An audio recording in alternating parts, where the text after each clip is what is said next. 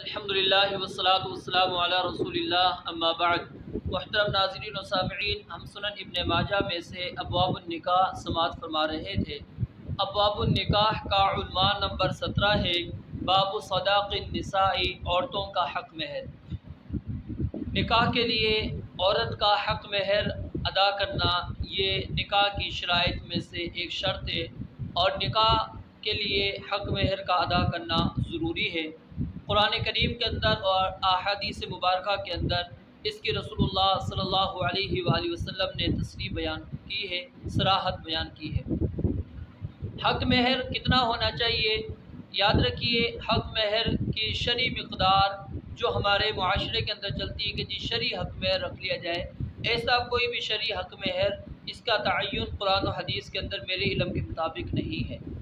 قرآن و حدیث کے اندر ہمیں کم سے کم حق مہر بھی ملتا ہے اور زیادہ سے زیادہ حق مہر بھی ملتا ہے، لیکن اس کے اندر انسان کو اپنی استطاعت کو مد نظر رکھنا چاہیے، ملحوظ خاطر رکھنا چاہیے۔ اگر وہ شخص زیادہ مالدار ہے، امیر گھرانے سے اس کا تعلق ہے، تو وہ حق مہر اپنے وسعت کے مطابق دے۔ ایسا نہ ہو کہ وہ اتنا کم حق مہر دے کہ اس کے نزدیک اس کی کوئی اہمیت ہی نہ ہو، یا غریب انسان جس کے پاس وسعت ہی نہیں، طاقت ہی نہیں، وہ اپنی طاقت سے زیادہ حق مہر کو متعین کر لے اور بعد میں اس کی ادائیگی کے لیے اس کو بہت زیادہ مشقت اور تکلیف برداشت کرنی پڑے۔ اور یہی بات سیدنا عمر بن خطاب رضی اللہ تعالیٰ عنہ کی آگے آپ روایت کے اندر سنیں گے، انہوں نے یہی بات نقل کی ہے کہ اگر یہ اللہ کے نزدیک تقویٰ اور پرہیزگاری والی بات ہوتی، عزت والی بات ہوتی، باعث عزت ہوتا، تو رسول مکرم صلی اللہ علیہ وآلہ وسلم بہت زیادہ حق مہر اپنی ازواج مطہرات کو یا اپنی بیٹیوں کو رخصت کرتے وقت دے سکتے تھے، لیکن آپ علیہ السلام نے زیادہ حق مہر نہیں دیا، اور عمر بن خطاب رضی اللہ تعالیٰ عنہ نے اسی بات سے لوگوں کو متوجہ کیا اور ان کو تنبیہ کی کہ زیادہ حق مہر عورتوں کا متعین نہ کرو۔ تو الغرض کم سے کم حق مہر بھی متعین کیا جا سکتا ہے اور زیادہ سے زیادہ بھی حق مہر متعین کیا جا سکتا ہے، اور حق مہر کو وقت پر دینا یہ زیادہ افضل اور زیادہ بہتر ہے کہ آپ اس سے تعلق قائم کرنے سے قبل اس کو حق مہر ادا کر دیں۔ اور اگر آپ زیادہ رکھ دیتے ہیں جیسا کہ ہمارے معاشرے کے اندر ہوتا ہے، پھر اس کی ادائیگی کیا ہوتی ہے، بہت زیادہ مشکل ہو جاتی ہے اور بعد میں ادا کرنا بھی دشوار ہو جاتا ہے۔ تو آئیے احادیث مبارکہ کا ہم مطالعہ کرتے ہیں، پڑھتے ہیں، اور اس میں سے جو مسائل نکلتے ہیں آپ کے سامنے گوش گزار کرتے ہیں۔ حدیث نمبر 1886 ہے، ابو سلمہ رحمہ اللہ سے روایت ہے، انہوں نے فرمایا میں نے سیدہ عائشہ صدیقہ رضی اللہ تعالی عنہا سے سوال کیا، نبی علیہ السلام کی ازواج مطہرات کا حق مہر کتنا تھا؟ یعنی سوال کیا اللہ کے نبی علیہ السلام نے ازواج مطہرات کو حق مہر کتنا دیا ہے؟ تو انہوں نے فرمایا آپ کے ازواج مطہرات کا حق مہر 12 اوقیہ اور نش تھا، 12 اوقیہ اور نش۔ پھر خود ہی کہتی ہیں کیا تجھے معلوم ہے کہ نش کیا ہوتا ہے؟ وہ آدھا اوقیہ ہوتا ہے، ایک تو 12 اوقیہ پھر آدھا اوقیہ، یعنی 12.5 اوقیہ رسول اللہ صلی اللہ علیہ وسلم نے حق مہر ادا کیا۔ وذالک 500 درہم، اور یہ کل مقدار کتنی بنتی ہے؟ 500 درہم۔ 500 درہم مقدار بنتی ہے جو رسول اللہ صلی اللہ علیہ وآلہ وسلم نے ازواج مطہرات کو حق مہر دیا۔ اور اگر اس کی مقدار 500 درہم کی مقدار ہم وزن کے اندر لے کر جائیں تو یہ تقریباً 1.5 کلو گرام چاندی کے برابر بنتی ہے، اور آج اگر ہم اس چاندی کا وزن 1.5 کلو گرام کے حساب سے دیکھیں تو آپ اندازہ لگا سکتے ہیں کہ یہ کتنی قیمت تھی جو رسول اللہ صلی اللہ علیہ وسلم ادا کیا کرتے تھے۔ اور ہم کتنا کہتے ہیں جی 32 روپے ہے، یہ حق مہر ہم کہتے ہیں جی شرعی حق مہر ہے، حالانکہ ایسی کوئی بات نہیں ہے۔ تو حق مہر ادا کرنا ہے، اور 500 درہم کی مقدار کے برابر رسول اللہ صلی اللہ علیہ وسلم نے حق مہر ازواج مطہرات کو دیا، جو تقریباً 1.5 کلو گرام چاندی کے برابر ہوتی ہے۔ حدیث نمبر 1887، ابو العجفہ سلمی رحمہ اللہ سے روایت ہے کہ سیدنا عمر بن خطاب رضی اللہ تعالیٰ عنہ نے فرمایا عورتوں کے حق مہر میں غلو نہ کرو۔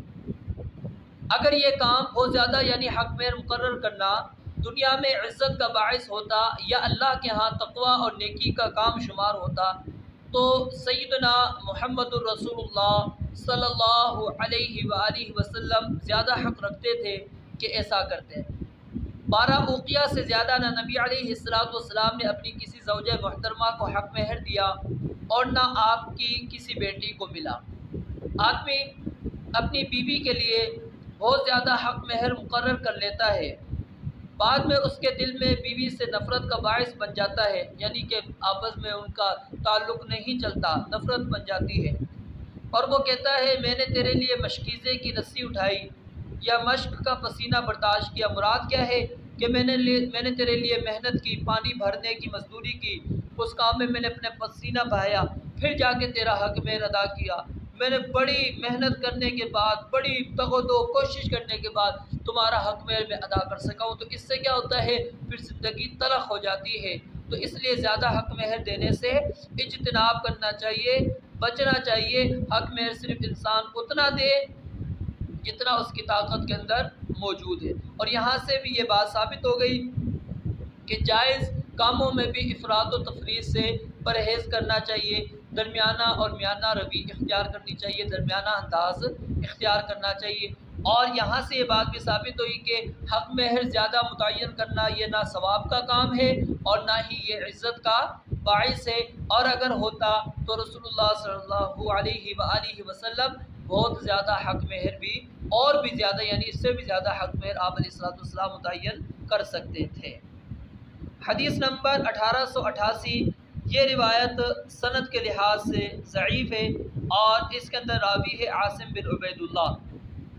आमिर बिन रबीआ रज़ियल्लाहु ताला अन्हु से रिवायत है कि कबीला बनु फज़ारा के एक आदमी ने जूतों का जोड़ा हक़ महर मुकर्रर करके निकाह किया, यानी एक जोड़ा सिर्फ जूतों का देना है, इसके मुताबिक उन्होंने हक़ महर मुतय्यन किया। तो नबी अलैहिस्सलाम ने इसके निकाह को सही करार दे दिया, लेकिन ये रिवायत सनद के लिहाज से ज़ईफ़ है। सहल बिन साद, हदीस नंबर 1889, सहल बिन साद रज़ियल्लाहु ताला अन्हु से रिवायत है, उन्होंने फरमाया कि एक खातून नबी अलैहिस्सलाम की खिदमत में हाजिर हुई। आप अलैहिस्सलाम ने फरमाया इससे कौन निकाह करेगा?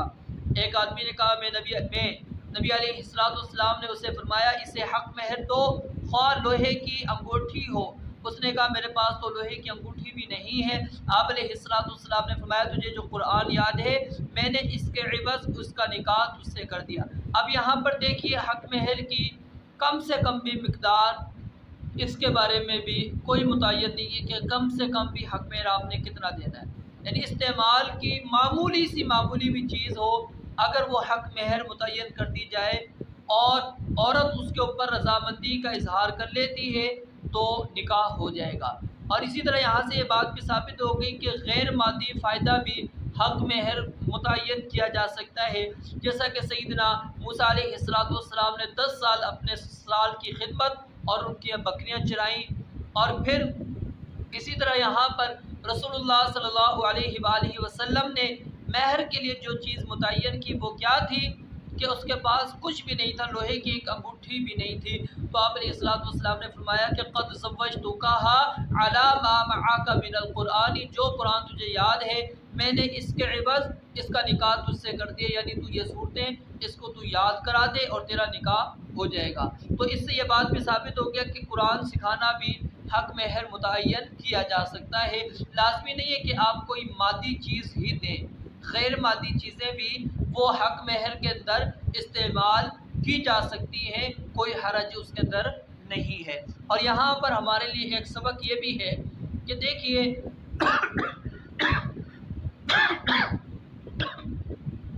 अल्लाह के नबी अलैहिस्सलाम ने उस शख्स को ये नहीं कहा कि जाओ पहले हक़ महर बहुत ज़्यादा सा जमा करो उसके बाद मैं तुम्हारा निकाह करूँगा। निकाह के अंदर आपने कितनी जल्दी करवा दी। उसने कहा मैं निकाह करना चाहता हूँ, आपने जल्दी उसका निकाह उससे करवा दिया और हक़ महर देने के लिए भी कुछ नहीं था। आपने कहा ठीक है इसको कुरान की सूरतें याद करा दो, मैंने तुम्हारा इसके इवज़ इससे निकाह कर दिया। हदीस नंबर 1890, ये रिवायत भी सनद के लिहाज से ज़ईफ़ है और इसके अंदर एक रावी है अगर अर्रक़ाशी। ये रावी जो है ये ज़ईफ़ है। ابو سعید خدری رضی اللہ تعالیٰ عنہ سے روایت ہے کہ نبی علیہ السلام نے گھر کا کچھ سامان حق مہر مقرر کر کے سیدہ عائشہ رضی اللہ تعالیٰ عنہ سے نکاح فرمایا اور اس سامان کی قیمت 50 درہم تھی۔